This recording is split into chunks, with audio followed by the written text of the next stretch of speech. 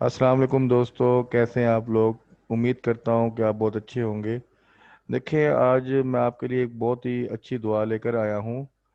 ये दुआ उन औरतों के लिए जो बेचारी बांझपन में मुब्तला हैं।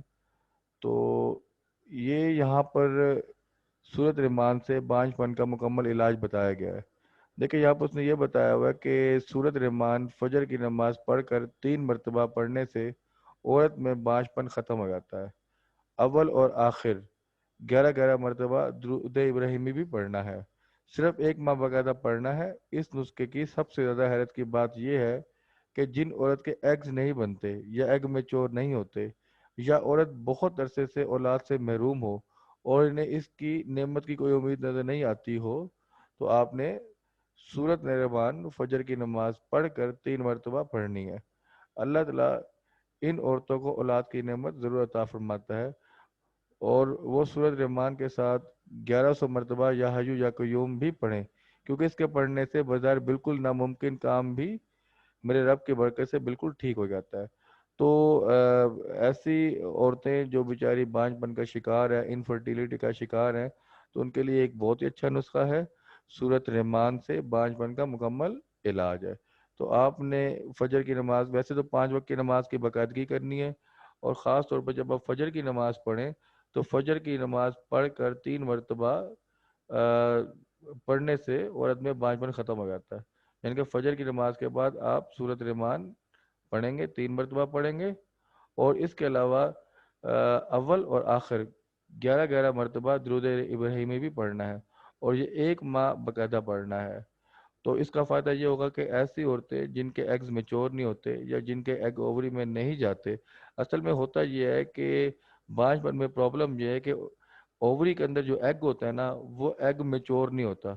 जब एग मेच्योर नहीं होता, वो भी डक्ट में नहीं जाता। जब एग ओवरी डक्ट में नहीं जाता तो उसकी फर्टिलाइजेशन नहीं होती।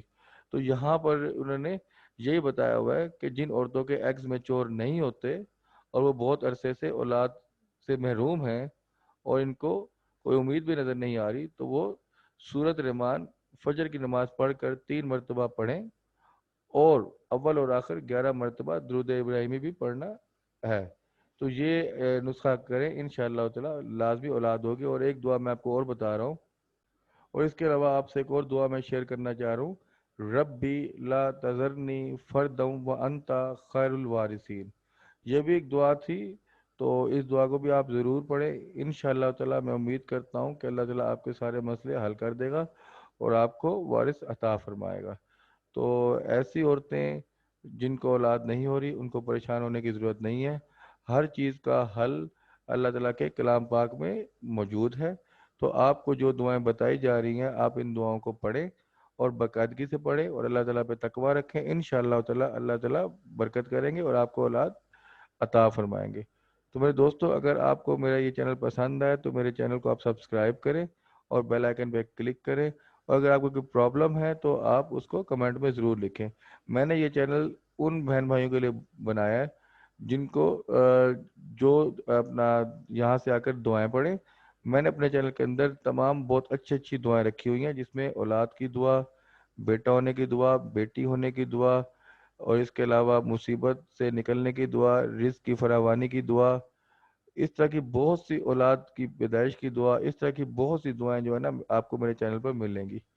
ओके, अल्लाह हाफिज़।